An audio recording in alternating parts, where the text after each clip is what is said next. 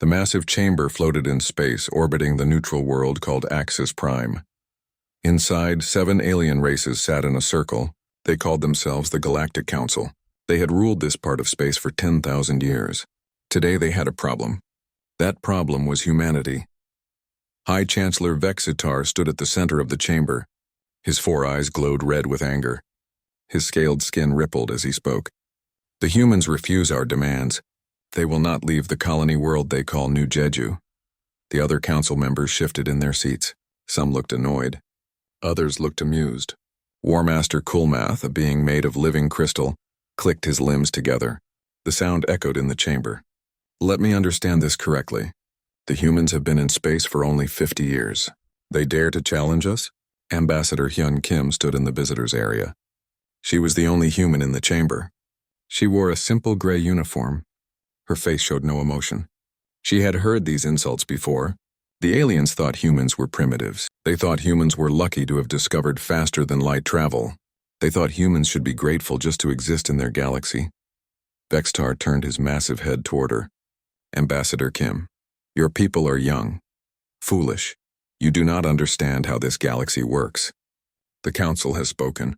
New Jeju has resources we need. You will leave that world. This is not a request. Hyun Kim stepped forward.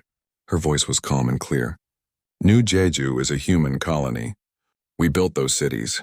We terraformed that world. We will not abandon it because you ask us to.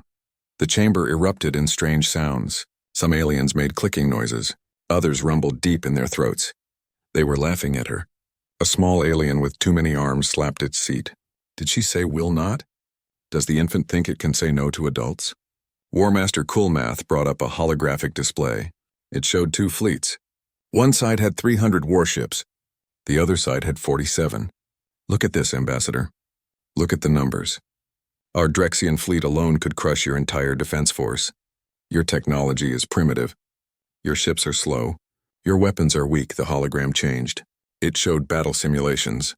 In each one, the human fleet was destroyed quickly. Kulmath's crystalline body gleamed under the lights. Our computers have run every possible scenario. Every single one ends the same way. Your fleet will be destroyed in 4 to 6 hours. Most likely 4 hours. Perhaps less. Another council member spoke. This one looked like a floating mass of tentacles. Its voice came from everywhere at once. We are trying to save lives, human. Your lives. Withdraw now. Accept our generous terms. We will allow your people to relocate. We will even provide transportation. Hyun Kim knew what generous terms meant. Humans would become second-class citizens. They would lose their best colony. Other alien races would see them as weak. Earth would never be safe again. She took a deep breath. I have consulted with my government. Earth's answer is no. We will defend what is ours. The laughter stopped. Vextar's eyes burned brighter. You choose extinction over surrender? This is madness and this is principle, Hyun Kim replied. Humanity will not be bullied. We will not give up our homes because you threaten us. If you want New Jeju, you will have to take it by force. Kulmath made a sound like breaking glass. It might have been a sigh. Very well. Let it be recorded that the Council offered peace. The humans chose war. He manipulated the hologram again. I am dispatching the Drexian Armada immediately. 300 warships.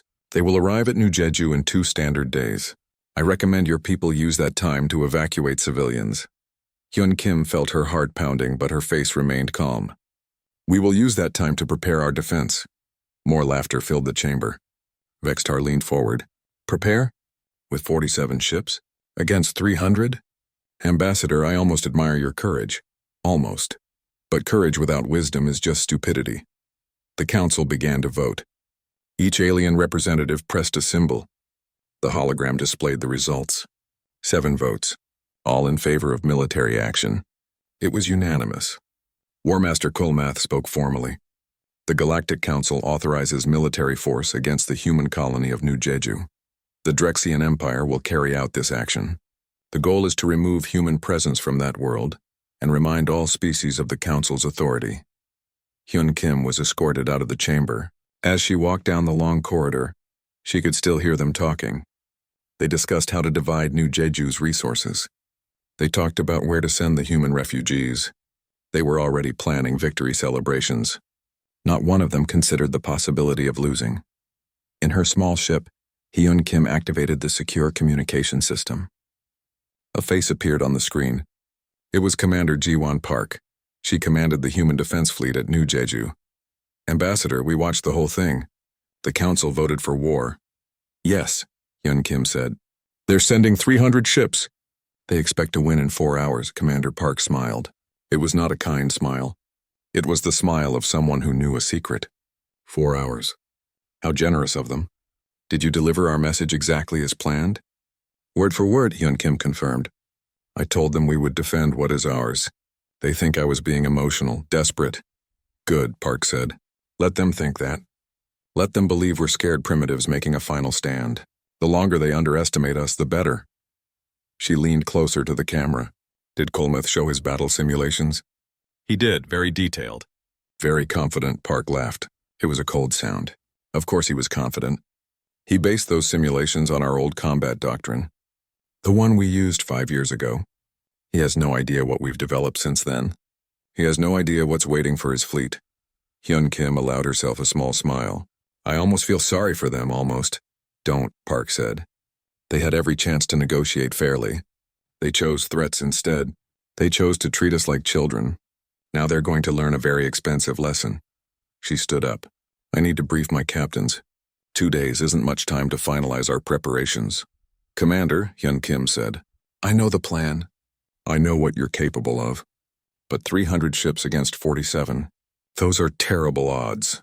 Commander Park's expression became serious. "Ambassador, the Galactic Council has been fighting the same way for 10,000 years. The same tactics. The same formations. The same weapons. They've forgotten what real war looks like. We haven't. Humanity spent 10,000 years fighting itself before we ever left Earth. We know things they've forgotten. We've developed things they can't imagine." She saluted. "Trust us, Ambassador. When the Drexian fleet arrives at New Jeju, they're going to get a surprise. And it won't take 4 hours. I promise you that." The communication ended. Hyun Kim set course for Earth. Behind her, the Galactic Council continued their celebration. They had no doubt about their victory. They had the numbers. They had the experience. They had superior technology, or so they thought. In 2 days, they would learn the truth. In 2 days, the galaxy would change forever. The UHSV Incheon hung in orbit above New Jeju. It was the flagship of humanity's defense fleet. Inside the main bridge, Commander Ji-won Park stood looking at the planet below. The world was beautiful. Blue oceans, green continents, white clouds. Humans had spent 20 years making this dead rock into a living world. She would not let the council take it. Captain Minho Lee entered the bridge. He was her tactical officer. Young but brilliant. "Commander, all ships are reporting ready. The captains are waiting for your briefing." Park nodded. "Good. Activate the secure channel. All ships, all captains." The main screen divided into 47 sections.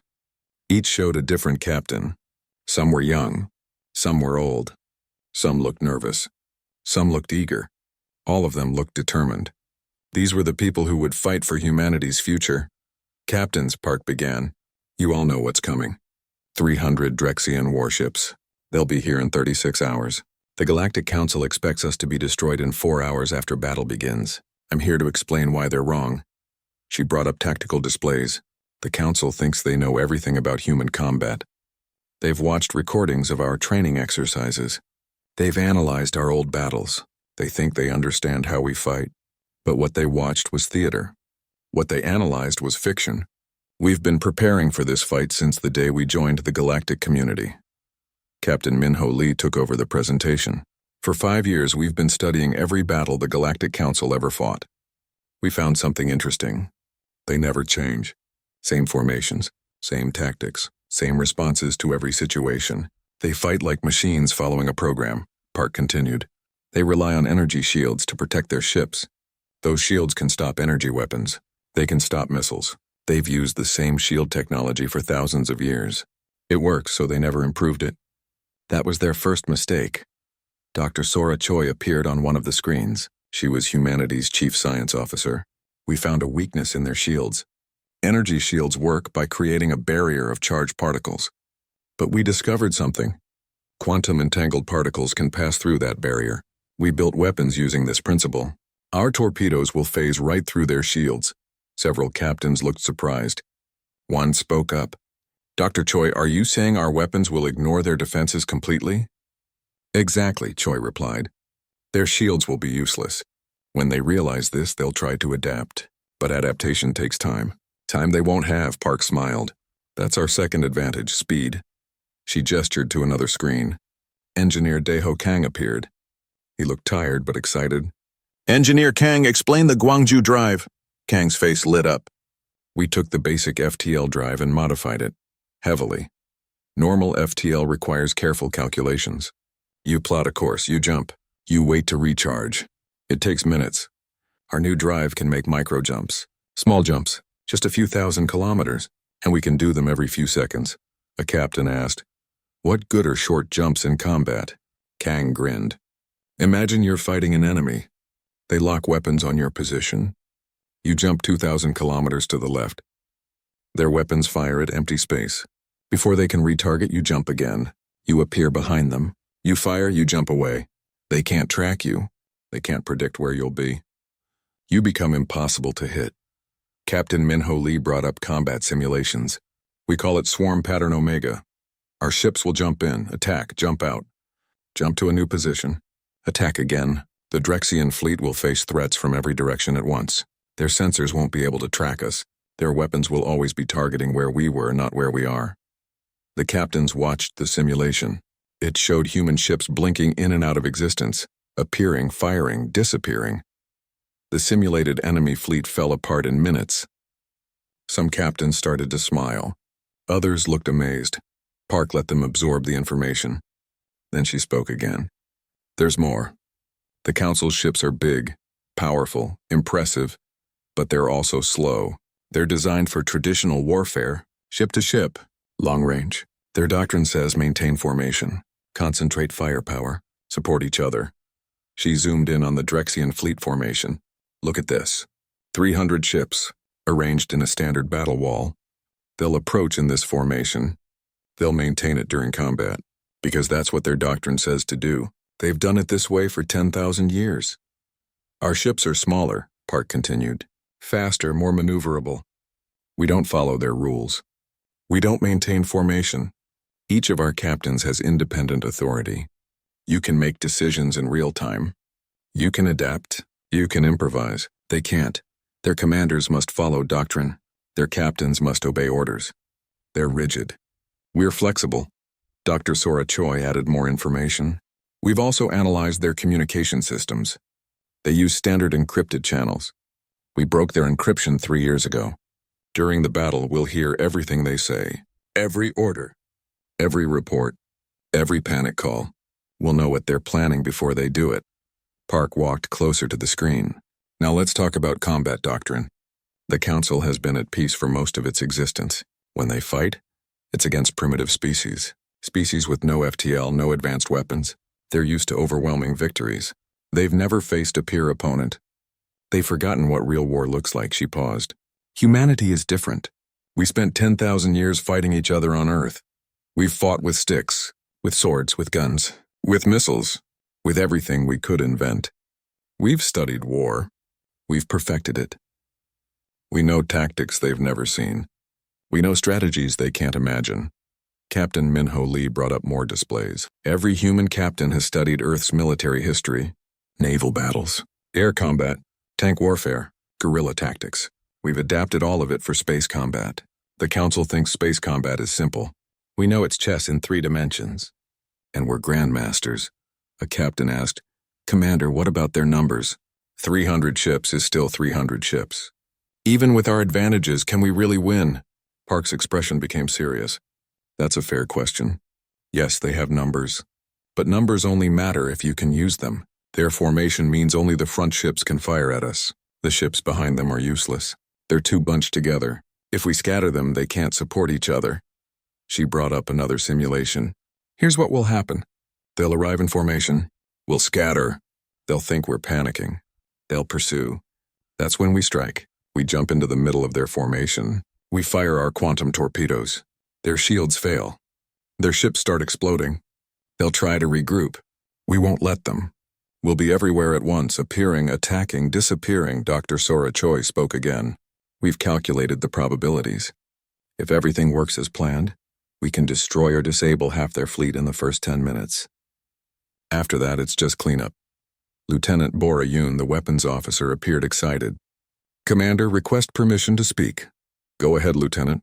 I've been training on the quantum torpedoes for 6 months. My crews are ready. We won't miss. Every shot will count, Park nodded. That's what I need to hear.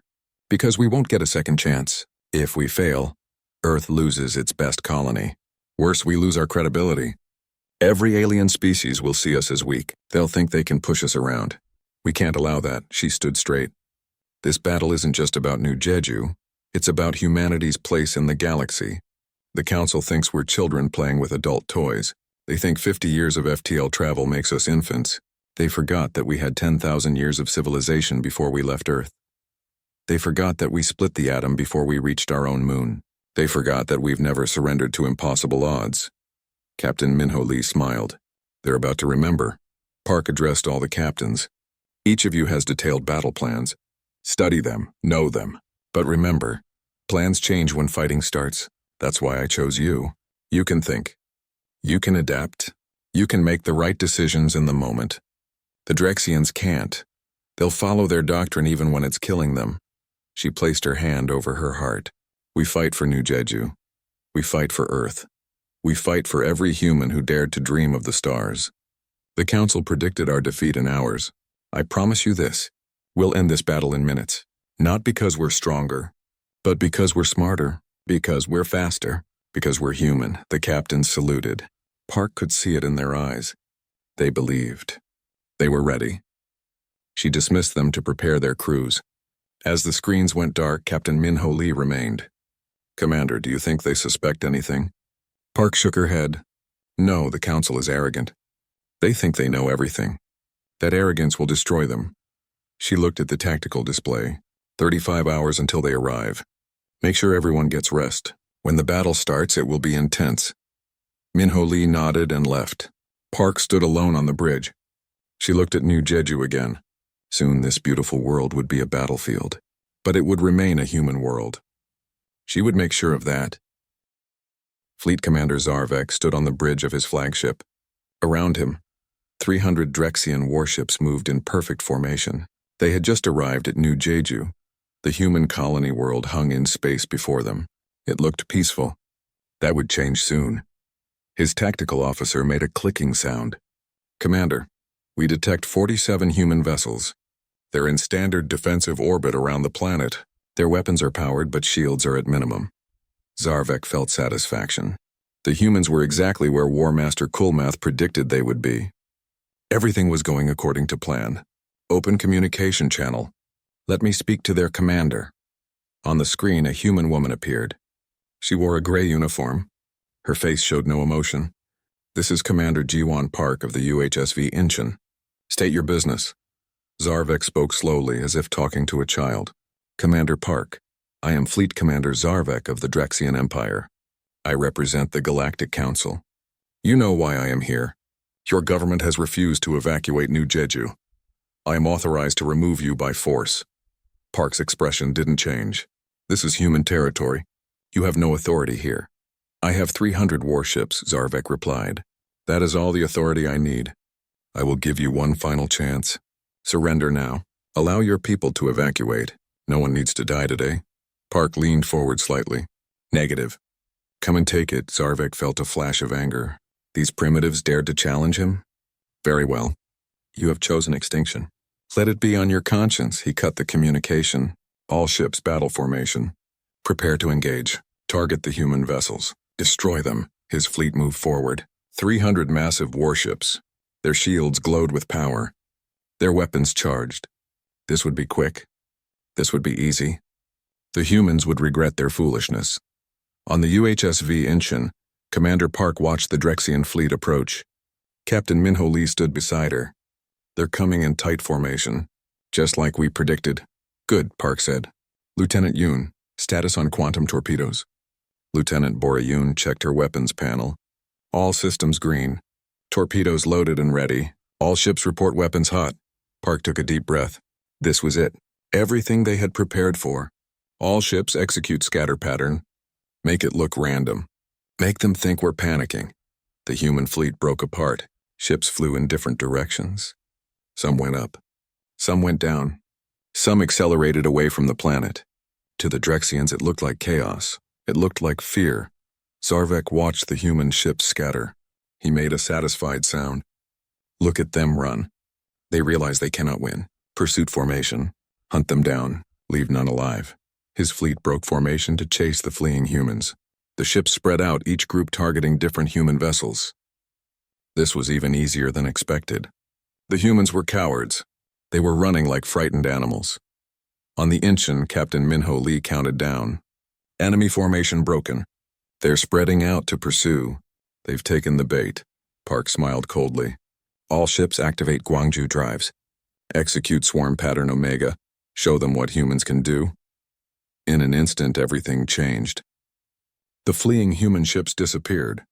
They didn't run away. They jumped. Short FTL jumps. They reappeared inside the Drexian formation.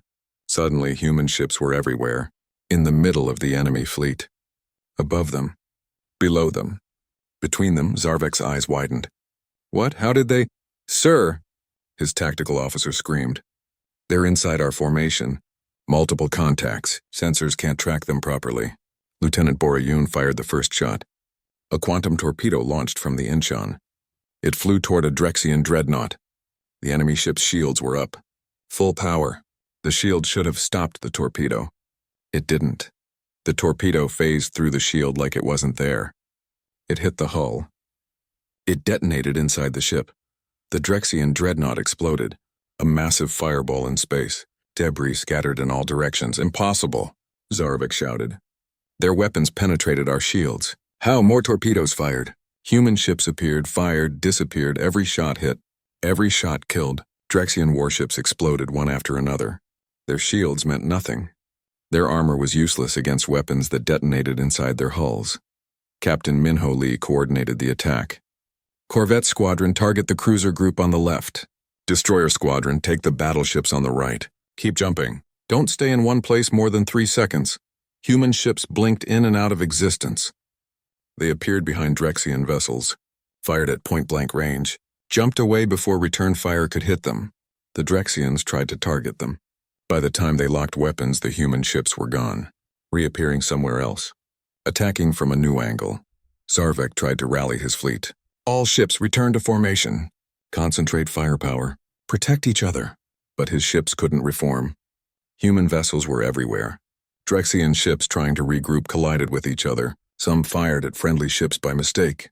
Confusion spread through the fleet. Panic grew. A human destroyer appeared directly above Zarvek's flagship. Lieutenant Yoon fired 3 torpedoes. They passed through the flagship's shields. 2 hit the engines. 1 hit the weapon systems. Explosions rocked the ship. Zarvek fell from his command chair. Alarms screamed. Smoke filled the bridge. Damage report, he shouted. His tactical officer's voice shook. Engines damaged. Weapons offline! Hull breach on decks 7 through 12. We're venting atmosphere. Commander Park watched the battle unfold. 3 minutes had passed. The Drexians were already falling apart. Dr. Choi, monitor their communications. What are they saying? Dr. Sora Choi listened to the enemy channels. She heard screaming, panic, confusion. They're breaking, Commander. They don't understand what's happening. They're calling for help, calling for retreat. Some captains are abandoning their doctrine and acting independently. It's making things worse for them. Pilot Jiho Song flew his fighter through the chaos. He was 23 years old, the youngest pilot in the fleet, but he was also the best. He saw a group of Drexian cruisers trying to form a defensive circle. Not today, he muttered. He activated his jump drive, appeared inside their circle, fired missiles at all of them, jumped out before they could react. Behind him, the cruisers' shields failed. The missiles hit. 3 cruisers damaged. 1 destroyed. Woohoo! Jiho shouted. That's how we do it. His squadron followed his lead. 20 fighters, each one jumping, attacking, jumping again. They moved like hornets, stinging, disappearing, stinging again. The Drexians couldn't swat them, couldn't predict them, couldn't stop them. Engineer Daeho Kang sat at his station. Sweat ran down his face. He coordinated jump calculations for the entire fleet. 47 ships, all jumping independently, all needing precise calculations. His fingers flew over the controls. The Drexian computers said this was impossible. One person couldn't coordinate this many ships. But Kang wasn't just one person. He had humanity's best AI helping him, and he was brilliant. Jump coordinates updated, he called out. All ships have new positions. Executing in 3, 2, 1, mark. The entire human fleet jumped simultaneously. They appeared in a new formation, surrounding the Drexian flagship. 47 ships, all pointing weapons at Zarvek. Zarvek stared at the screens. Everywhere he looked, human ships. All around him. All targeting him. His mighty fleet was scattered. Burning. Dying. In 6 minutes, everything had fallen apart. Sir, his tactical officer said quietly, we've lost 189 ships. Destroyed or disabled. Our formation is broken.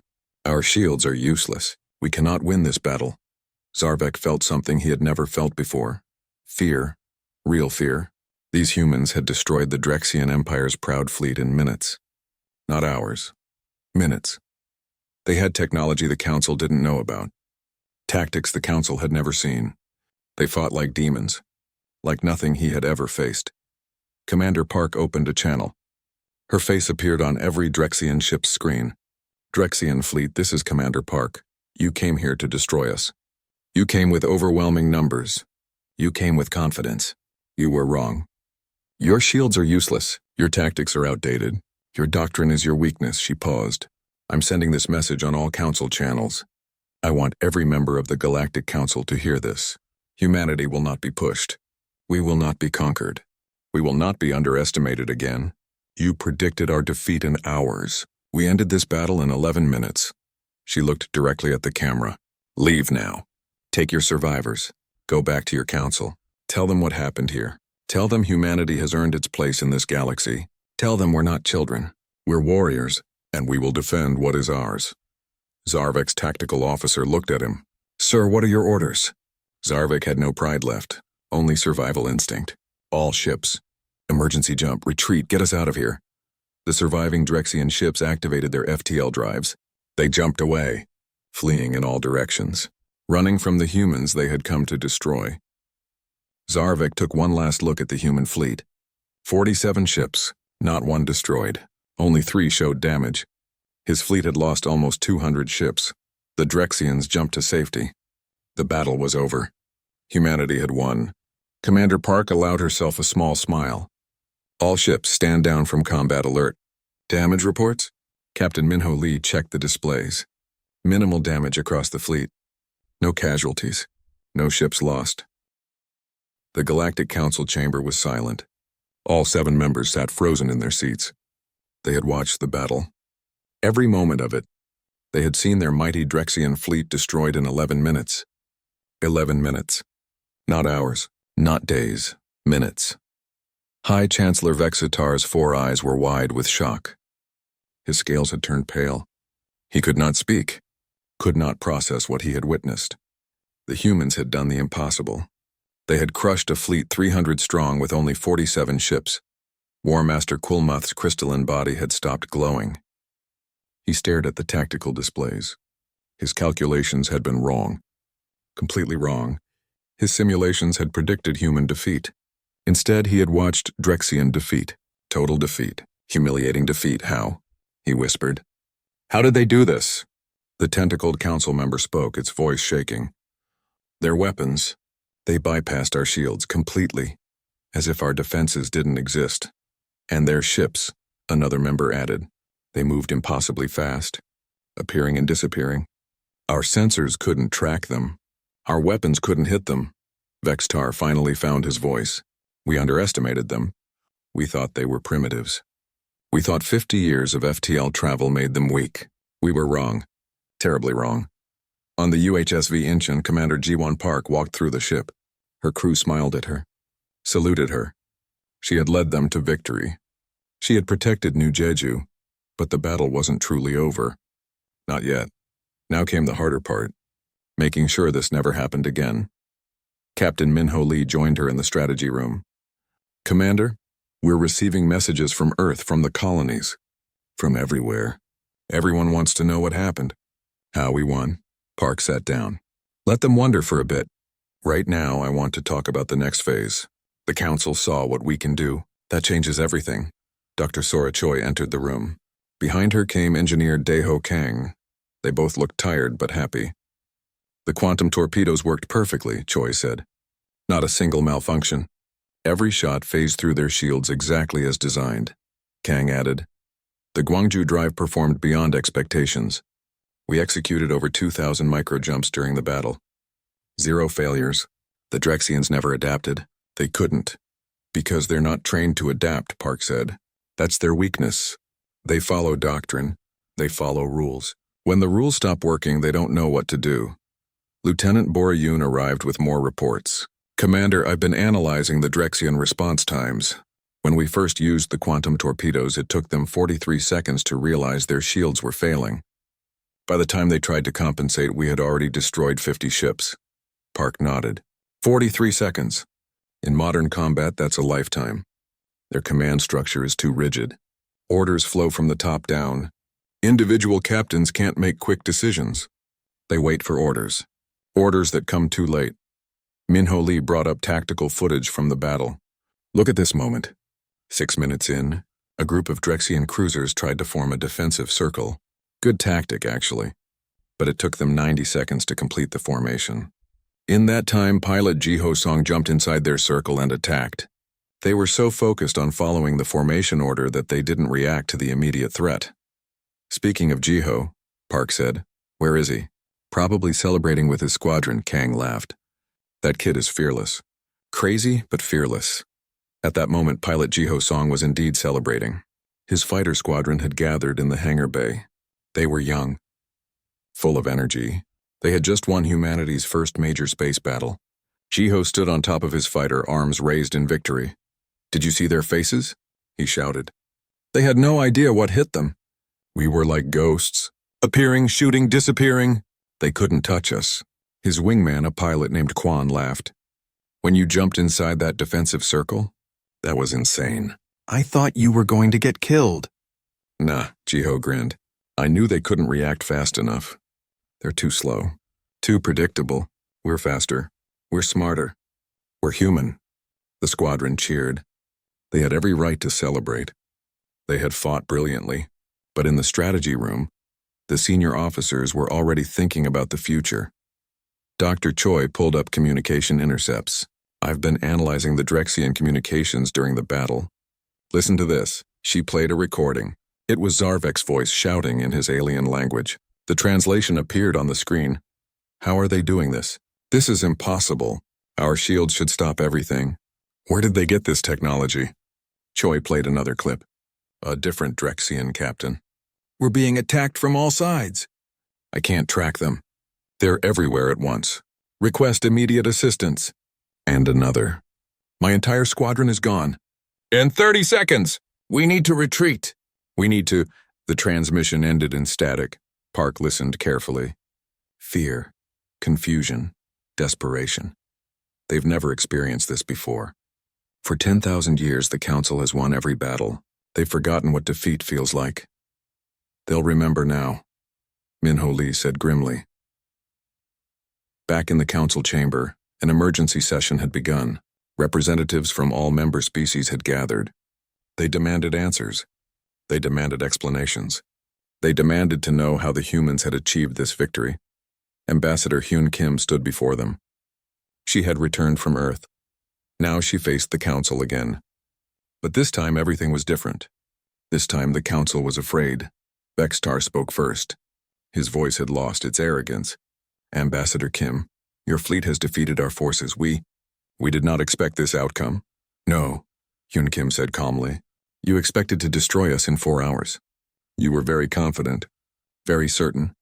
You laughed at me when I said we would defend ourselves. The tentacled council member shifted uncomfortably. We may have underestimated your capabilities. We acknowledge this, but how? How did you develop such technology, such tactics?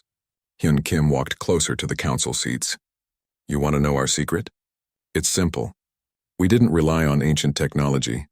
We didn't assume our old methods were still the best. We innovated. We experimented. We improved. She activated a holographic display. It showed Earth. While your civilizations became comfortable, we fought. For 10,000 years, we fought each other on our homeworld. We learned warfare in the hardest way possible. Every mistake cost lives, so we learned not to make mistakes. The display changed. It showed human ships in combat. You've been using the same shield technology for how long? 5,000 years? 10,000? You never improved it because it always worked. Until today. We studied your shields, found the weakness, exploited it. War Master Kulmath spoke. His voice was quiet, defeated. The quantum entangled weapons. We have never seen such technology. Because you never looked for it, Hyun Kim replied. You assumed shields were perfect. You assumed nothing could bypass them. That assumption killed almost 200 of your ships today. She changed the display again. Now it showed the Gwangju drive.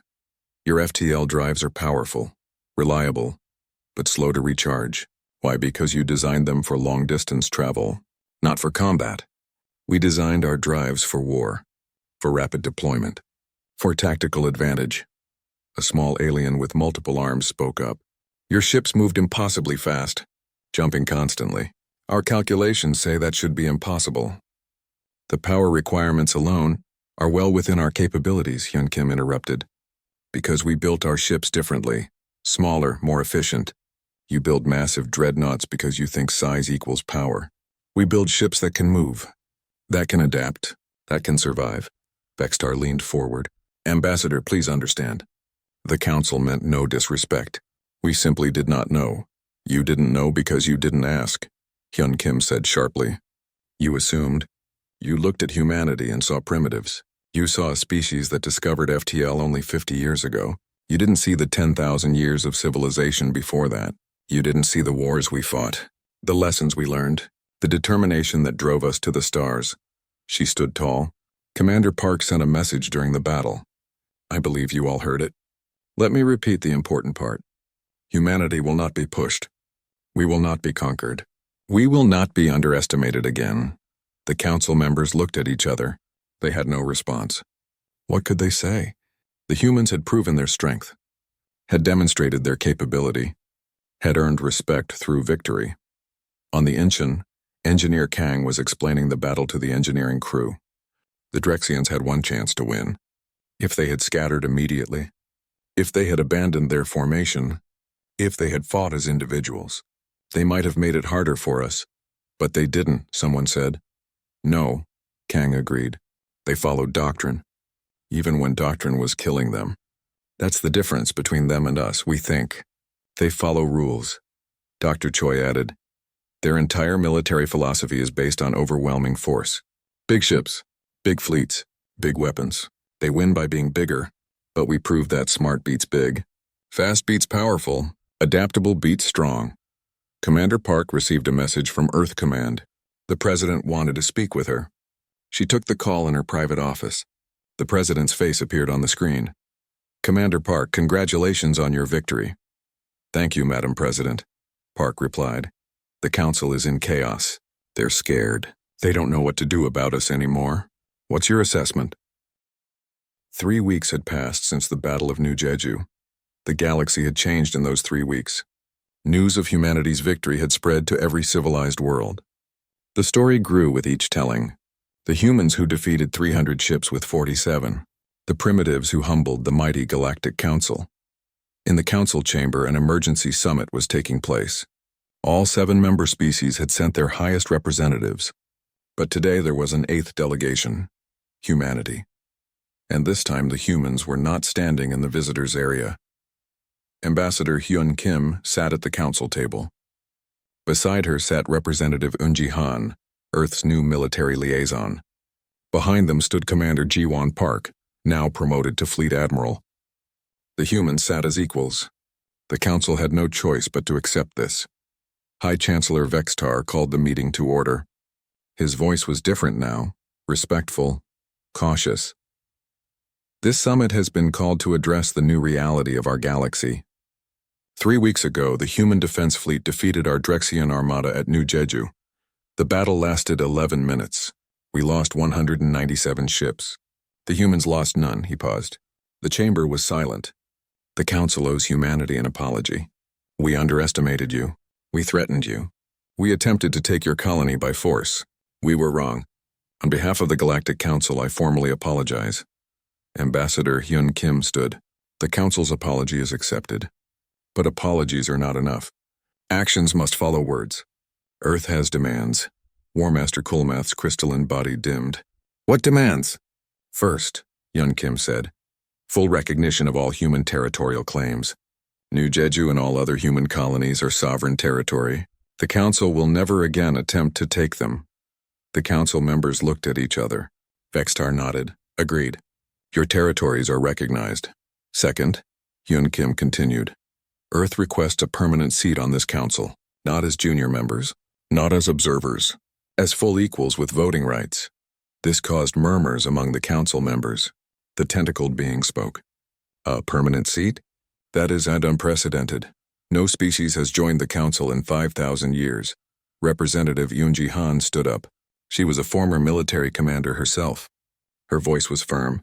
Then it's time for precedent to change. You've seen what humanity can do. We've proven our strength. We've proven our technology. We've proven we belong here, another council member objected. But your species is so young. Only 50 years in space. The youngest council member has been spacefaring for 8,000 years. Fleet Admiral Park spoke for the first time. Age doesn't equal wisdom. You've been in space for thousands of years, but you stopped innovating. You stopped improving. You became comfortable, complacent. We've been in space for 50 years, and we've already surpassed you in combat technology. What does that tell you? The council members had no answer. They knew she was right. Hyun Kim pressed the advantage. We're offering partnership, not conquest. We're not asking to rule the council. We're asking to join it, to contribute, to share our knowledge and learn from yours. Vextar considered this. If we grant you a seat, what will you contribute? Yoon Han activated a holographic display. We're prepared to share certain technologies. Not our weapons, not our military secrets, but other things. Medical advances, agricultural techniques, energy solutions. We've developed many innovations that could benefit all council species. Dr. Sora Choi appeared on the display remotely from Earth. For example, we've developed a new method of terraforming. It's faster and cheaper than current council methods. We successfully transformed New Jeju in 20 years. Your current process takes 50 to 60 years. A council member leaned forward with interest. Faster terraforming? That would be valuable indeed. Many worlds await conversion. We're also willing to share our quantum entanglement research, Choi continued. Not the weapons application, but the basic science. It has many peaceful uses, faster communications, better sensors, improved medical scanners. The council members began to whisper among themselves. Hyun Kim could see their attitudes shifting. They were moving from fear to interest, from resistance to consideration. There's one more thing, Yoon Han said. We want to establish a technology exchange program. Council scientists can visit Earth. Human scientists can visit council worlds. We learn from each other. We improve together. War Master Kulmath spoke thoughtfully. A knowledge exchange. That could benefit everyone. We have technologies you lack. You have innovations we never considered. Together, we could achieve more than separately. Exactly, Hyun Kim said. That's what we're proposing. Not domination, not submission, partnership, mutual respect. Shared progress, Vextar stood. The council must vote on this proposal. It is a significant change to our structure, but perhaps it is a necessary change. He looked at each council member. We vote now. Should humanity be granted a permanent seat on the Galactic Council? One by one, the members voted. Green lights appeared on the display. 1, 2, 3, 4, 5, 6, all green. Only Vextar remained. He looked at the humans, at their confidence, their strength, their potential. He pressed his button. Green. The vote is unanimous, Vextar announced. Humanity is hereby granted a permanent seat on the Galactic Council. Welcome, partners. The humans stood and bowed respectfully. They had won, not just the battle, not just the war. They had won a place at the table, a voice in galactic affairs, recognition as equals. Back on Earth, celebrations erupted. In cities around the world, people cheered. Humanity had reached for the stars and grabbed them. They had faced impossible odds and won. They had earned respect through strength and offered friendship through wisdom. On New Jeju, the colonists gathered in the central plaza. They watched the council proceedings on massive screens. When the vote came through, the crowd erupted in joy. Their world was safe. Their future was secure. The young children played, not knowing how close they had come to losing everything. Fleet Admiral Park stood with her officers on the Inchin. Captain Minho Lee raised a glass. To humanity, to victory, to the future. They all drank, but Park remained thoughtful. The battle is over, but the work is just beginning. We have a seat on the council now. That means responsibility. We have to prove we deserve it. Engineer Daeho Kang nodded. We'll prove it the same way we won the battle. Through innovation, through determination, through being human. Dr. Sora Choi was already thinking ahead. The council species have so much knowledge. Thousands of years of research. If we can access that, combine it with our approach, imagine what we could discover. Lieutenant Borayun smiled. They wanted to crush us. Instead, they made us stronger. They united humanity like never before. Pilot Jiho Song, the young fighter ace, looked out at the stars. My grandparents dreamed of space travel. My parents saw the first colonies.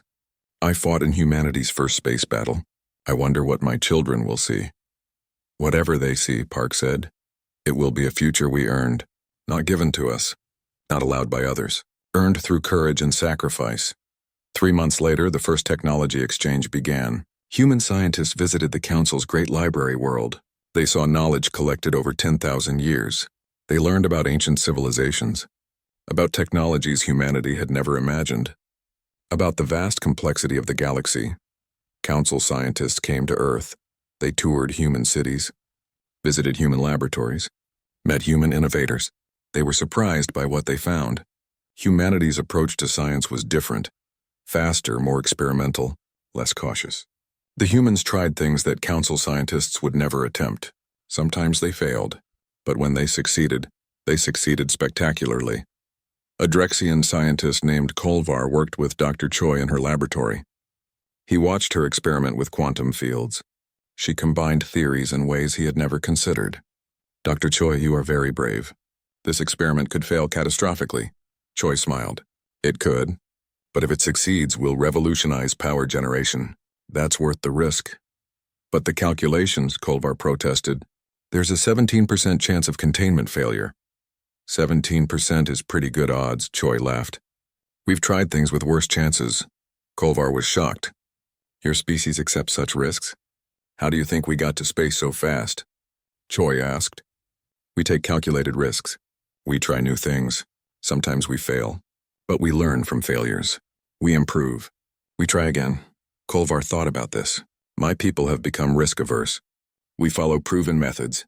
We take no chances. Perhaps that is why we stopped innovating. It's never too late to start again, Choi said. Work with me. Let's try this experiment together. If it fails, we'll learn why. If it succeeds, we'll change the galaxy. They ran the experiment. It succeeded. The new power generation method was 40% more efficient than existing technology. Within a year, both human and council worlds were adopting it. It was the first of many collaborative breakthroughs. Ambassador Hyun Kim settled into her role on the council. She quickly gained respect for her diplomatic skills. She was fair but firm. She listened to all sides. But she never let anyone push humanity around. Other species began to seek her advice, to ask for her perspective. The young species, they said, saw things differently, brought fresh ideas, challenged old assumptions. Fleet Admiral Park built the human fleet into a formidable force.